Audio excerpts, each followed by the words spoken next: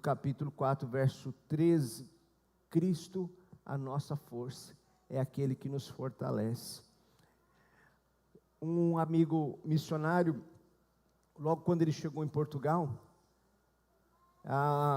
o seu filho adolescente fez amizade lá no apartamento, lá com outro adolescente. Adolescente assim, né? Faz amizade rapidamente. E esse casal então chamou aquele adolescente para jantar. Então eles pediram lá uma pizza, né? E quando estava tudo na mesa, aquele missionário falou: vamos orar. E o menino, então, aquele adolescente virou para o missionário e disse assim: mas orar para quê? Por que vocês oram? E aquele missionário então respondeu: para agradecer a Deus que nos deu e nos concedeu este alimento. Então nós oramos agradecendo, reconhecendo que este alimento é dado por Deus.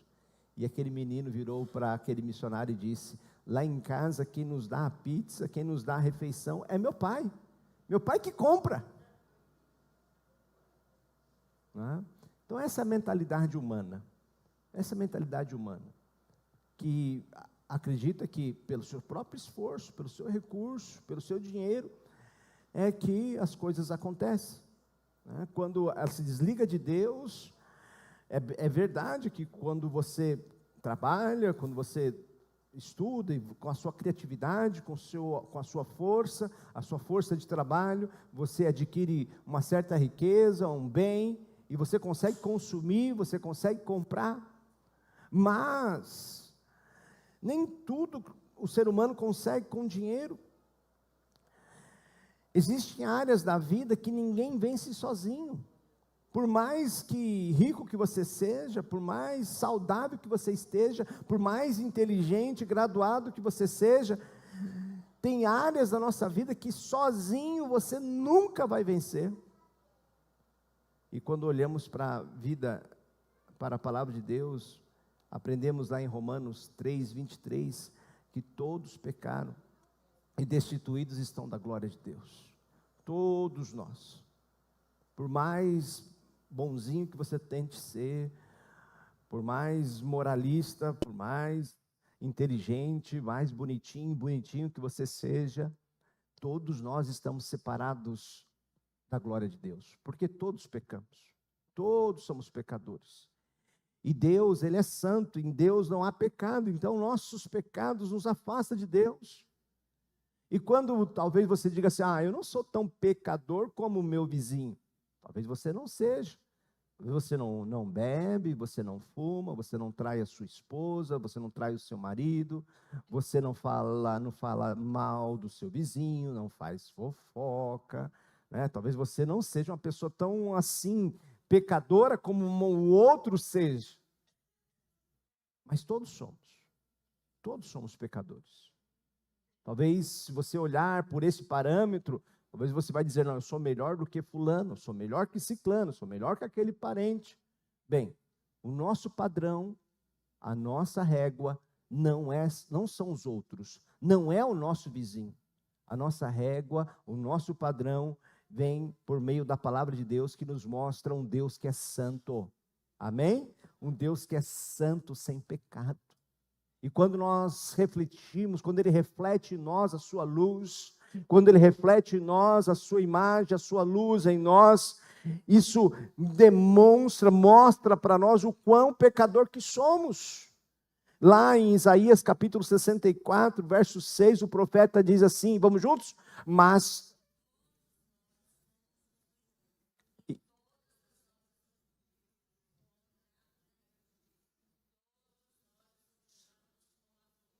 E as nossas iniquidades, como um vento, nos arrebata. Então todos nós somos impuros, todos nós temos pecados. Por mais a boa obra que você tente realizar, ela é como um trapo imundo diante da justiça de Deus. Por mais que esse discurso, talvez que alguém esteja falando de justiça social, por trás muitas vezes tem manobras ali para se enriquecer. Por mais que às vezes a pessoa tente fazer uma boa obra, muitas vezes por trás dessa boa obra, sua intenção não é pura. Então o profeta está nos lembrando que por mais boa a nossa obra que esteja, ela diante de Deus, a sua santidade, ela é como um trapo imundo. Porque todos somos pecadores. Então, sozinho, queridos, nós estamos afastados de Deus. E o grande problema é que muitos aprendem desde cedo que não podiam demonstrar a sua fraqueza. Muitos aprendem desde cedo a mentir-se para si mesmo, a entrar num estado de negação. Quantas pessoas negam a sua própria realidade? Tentam subliminar, tentam criar situações, tentam apontar para outros lugares, outras comparações. Então, passa-se a mentir para si mesmo. Então, quando alguém pergunta para você, está tudo bem? Qual que é a resposta? E está sempre tudo bem? Mas nós aprendemos a se autodefender, a entrar, a não mostrar as nossas fraquezas, as nossas fragilidades para os outros. E aí entramos num estado de negação. A negação é um sistema falso de crenças que nos impede de encarar a verdade com honestidade. E a pior mentira é aquela que se faz para si mesmo. A pior mentira é aquela que você acredita como verdade sobre você, sobre si. E aí você cria pensamentos disfuncionais, crenças que vão tentar sustentar essa mentira sobre esse mal que você está vivendo, esse abuso, sobre essa situação que você se colocou. E aí você tem que virar e dizer, não, está tudo bem. Enquanto na verdade não está. Quantos casamentos quebrados, mas você olha lá no Instagram, nas redes sociais e vê aquela foto daquela família perfeita. As redes sociais mostram muito claro isso. Quantas vezes a pessoa está quebrada por dentro, a pessoa está cansada. Ah, mas vamos tirar uma foto para a rede social. E a pessoa então estufa o peito e sorri, e lá demonstra um sorriso. Mas na verdade, quando você coloca a sua cabeça no travesseiro, mal consegue dormir com tanto peso que você está vivendo. Almas doentes, mas com aparências saudáveis. Eu aprendi um acróstico essa semana, com essa palavra negação, que diz assim: o que seria negação?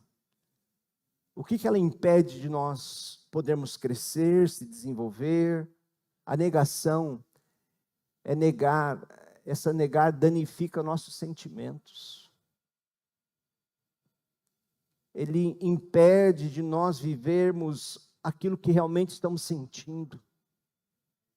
E colocar isso para dentro, você recalcar, empurrar esse sentimento, essa emoção, que está dentro do seu coração, e isso volta com força, como sintoma, às vezes uma depressão, às vezes um estresse, às vezes aquelas marcas no corpo, tudo porque você está tentando negar, você não está escutando, ou talvez você está evitando de escutar aquilo que o seu coração, sua mente, o Espírito está tentando mostrar para você. Isso esgota as nossas energias. Aí você dorme e você já acorda cansado. Poxa, você acabou de acordar e já está cansado, sobrecarregado, porque você está fazendo que a sua mente, que o seu consciente, seu inconsciente estão ali tentando de alguma forma criar uma estratégia, e aquilo não descansa, porque você tenta de alguma forma criar uma fumaça, criar situações para dizer, não está tudo bem. Ah, só foi mais um gole, só foi mais um trago, só foi mais uma noitada. Não, só foi mais uma situação. Não, está tudo bem. Aí a pessoa é abusada, é maltratada. Não, ele falou dessa forma porque ele estava nervoso. Aí então, não, está tudo bem, não é assim, não é tão mal dessa forma. Ele só me bate no sábado para o domingo, mas na segunda-feira é um marido excelente, é uma esposa excelente. Está tudo bem. Então aquilo te dá um esgotamento de energia, que gera barreiras ao seu crescimento, porque você não consegue falar, você não consegue colocar para fora, ou melhor, alguém disse que você não pode falar, que você tem que aceitar isso, porque é o seu papel como esposa, é seu papel como marido, é seu papel como filho. Não, ele só te tocou dessa forma porque estava nervoso, porque aconteceu isso lá no trabalho dele e tal. Então, negar, isso também rompe com o seu relacionamento com Deus. Te afasta de Deus. Porque quantas vezes você está chorando, está sofrendo, e em vez de você se render aos pés do Salvador, abrir o seu coração, você tenta criar desculpas, criar situações, imagens de uma realidade que não existe, causa alienação nos seus relacionamentos. Essa pessoa abusiva, então, diz: não, você não pode sair com esses amigos, não, esses amigos não são bons para você, então você acaba se afastando da sua família, se isola, e você olha aqui e acha que está tudo bem, porque essa dependência emocional que você está vivendo, você acha que você precisa viver aquilo que o outro está vivendo, porque se não for aquilo que o outro está vivendo, não é bom para você. Ah, queridos, quantas vezes não conseguimos não romper com esse mal, com essa dor, com esse sofrimento, porque simplesmente estamos negando, não estamos sendo verdadeiros conosco mesmo. Aqui não é uma mensagem sobre o outro, mas é sobre nós, porque isso aumenta a nossa dor, isso não vai curar você. Ah, não, hoje, não, tudo bem, eu vou resolver essa situação. Aí você começa a criar um monte de estratégias, de ideias, mas a sua dor só aumenta, e a sua visão vai se escurecendo diante da realidade. Então, quando Jesus diz que não são os sãos que precisam de médico, mas os doentes, isso é para nos mostrar a nossa realidade. Em 2 Pedro 2,19, na nova linguagem de hoje, vai dizer o seguinte: cada pessoa, 2,19, isso, prometem liberdade a essas pessoas, mas eles mesmos são escravos de hábitos imorais. Pois, vamos juntos? Pois cada pessoa é escrava daquilo que a domina. A pergunta é: o que está dominando a sua vida? Qual que é o seu Senhor? A pergunta é: quem ou que tem te dominado? Porque aquilo que te domina, seja as suas tentações, seja os seus maus hábitos, a sua imoralidade, seja na sua vida sexual, na sua vida sentimental, seja nos seus relacionamentos, se isso está te dominando, se você acha que isso virou seu Deus, aquilo é um ídolo. Você diz: não posso viver sem ele, não posso viver sem ela, não posso viver sem esse trabalho, não posso viver sem esse recurso. Quando você entrou nesse jogo, quando você se deixou ser dominado, você deixou de ter o senhorio de Cristo sobre a sua vida. Pois quando Cristo é o nosso Senhor, Jesus Cristo é a nossa força, e nós podemos dizer: tudo, vamos juntos? Tudo posso naquele que me fortalece. Mas se você se deixar se dominar, Jesus não veio criar uma religião, mas ele veio curar uma doença. Veio curar-nos dos nossos pecados. Mateus 9,12, então, mostra que não são os sãos que precisam de médicos, mas sim os doentes. Sem Jesus, todos estamos doentes espiritualmente. Ele é a nossa cura, Ele é a nossa salvação, amém? Em João 1,29, João vai apontar para Jesus e dizer: eis o Cordeiro de Deus que tira o pecado do mundo, é Ele que veio remover os nossos pecados. Em 1 Pedro 1,18 diz assim: pois vocês sabem, na nova linguagem, pois vocês sabem, consegue? Vamos juntos? Pois vocês sabem o preço que foi pago para livrá-los da vida inútil, que herdaram dos seus antepassados. Este preço não foi uma coisa que perde o seu valor, como o ouro ou a prata. Verso 19, vamos juntos? Vocês foram libertos pelo precioso sangue de Cristo, que era como um cordeiro sem defeito e sem mancha. Sozinho você não vai conseguir sair dessa situação. Por mais rico, mais inteligente, mais bonitinho que você seja, sem Jesus Cristo você vai continuar vivendo na inutilidade dos princípios deste mundo. Mas em Cristo Jesus, pelo meio do seu sangue, Ele nos limpa e nos liberta dos nossos pecados. Paulo escreve também dizendo, ou melhor, Hebreus capítulo 9, verso 14, diz assim, se isso é assim, imagine então quanto maior é o poder do sangue de Cristo, por meio do Espírito eterno, Ele se ofereceu a si mesmo, a Deus, como sacrifício sem defeito, e o seu sangue nos purifica por dentro, tirando as nossas culpas. Assim podemos servir ao Deus vivo, pois já não praticamos cerimônias que não valem.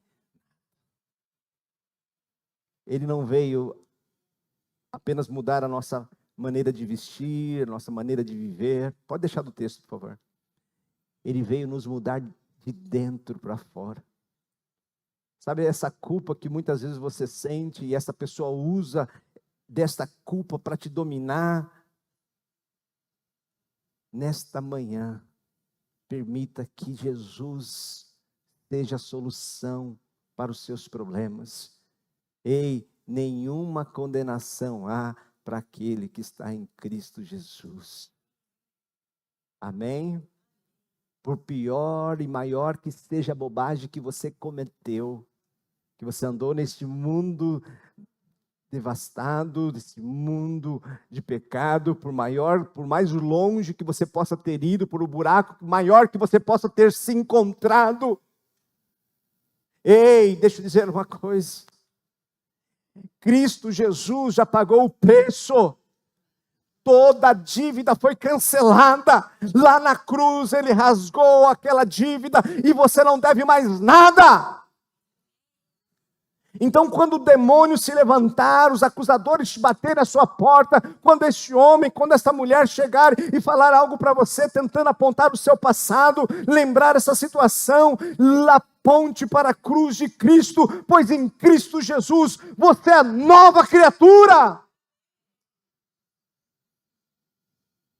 Não há mais culpa.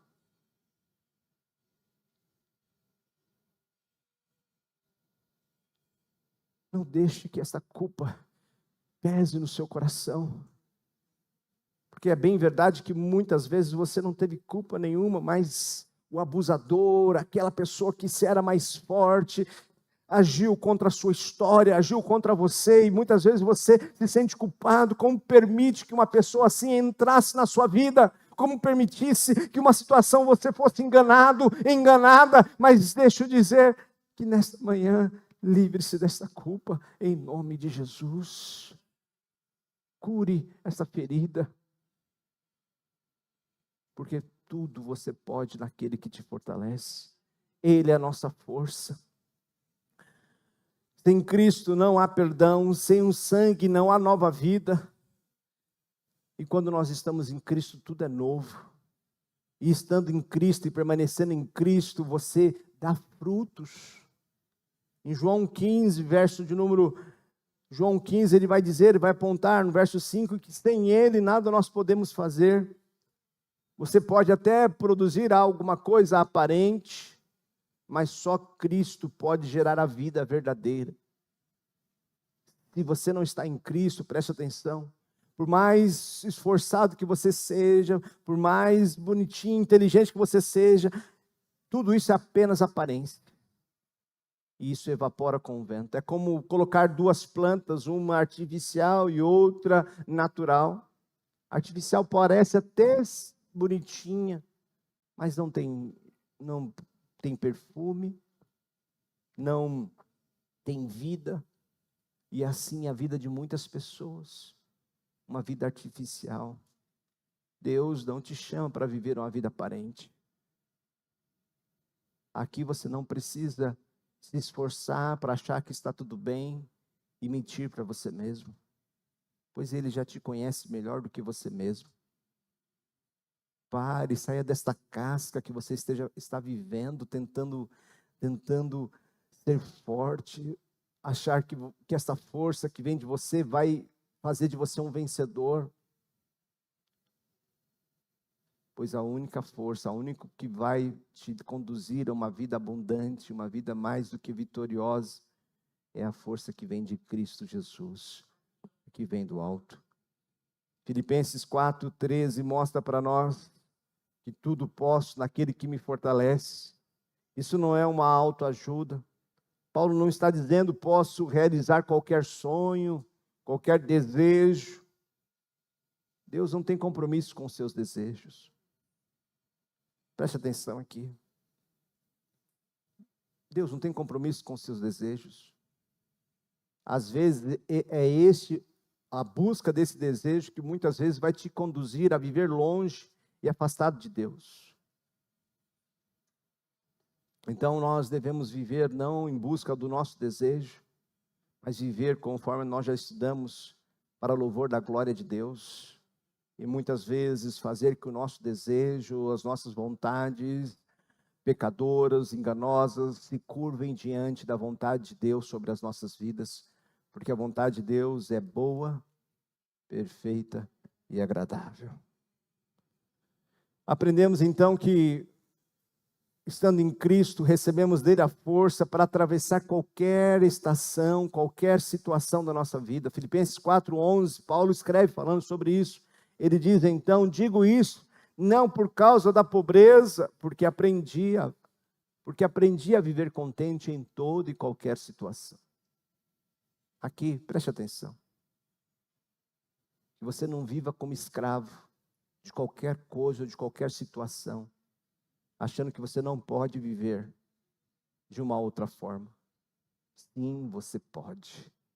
Em Cristo Jesus você é liberto para ter nova vida. Ai, mas vai ser difícil viver sem esse dinheiro sujo, vai ser difícil viver sem essa substância, vai ser difícil viver sem essa amizade, vai ser difícil viver longe dessa pessoa, dessa outra pessoa. Pode até ser difícil, mas se você está com Cristo, você vai aprender a viver contente em toda e qualquer situação. Verso número 12, Paulo escreve dizendo, tanto sei estar humilhado, como também ser honrado de tudo em todas as circunstâncias, já tenho experiência, tanto de fartura como de fome, assim de abundância como de escassez. Cristo não nos fortalece para que nós possamos ter o controle de tudo. Ele nos fortalece para que nós possamos suportar, permanecer e vencer em cada situação. A equipe de louvor para a gente terminar. Quando tudo vai bem, quando tudo estiver bem na sua vida, lembre-se de uma coisa: é Ele que nos sustenta. Amém? Nunca se esqueça disso. Nunca se esqueça, lembre-se sempre, da onde vem a sua força, da onde vem o seu sustento, da onde vem aquele que te conduz, porque o orgulho, a soberba pode te afastar de Deus. Então lembre-se, se hoje está tudo bem, é porque Cristo está nesse barco, cuidando de cada situação. E quando tiver a tempestade, quando tudo não estiver bem, quando tudo vai mal, lembre-se, é Ele que te sustenta. É Ele que te sustenta. Pode haver tempestade, pode o mar estar revolto, pode haver esse barquinho estar balançando para lá e para cá, mas se Jesus está no barco, Se Jesus está no barco, tudo vai muito bem. Deus não promete uma vida fácil. Ele promete que você não enfrentará sozinho. Ele nunca vai te deixar. O mesmo Cristo que te chama para correr no capítulo 3, o mesmo Cristo que te fortalece, é o mesmo Cristo que te fortalece no capítulo 4. E a pergunta final não é o que você consegue fazer, o que você deve fazer, mas em quem você está confiando. Cristo não é um complemento da sua força. Cristo, Ele é a fonte da sua força. Tudo posso, não porque sou forte, mas porque Ele me fortalece.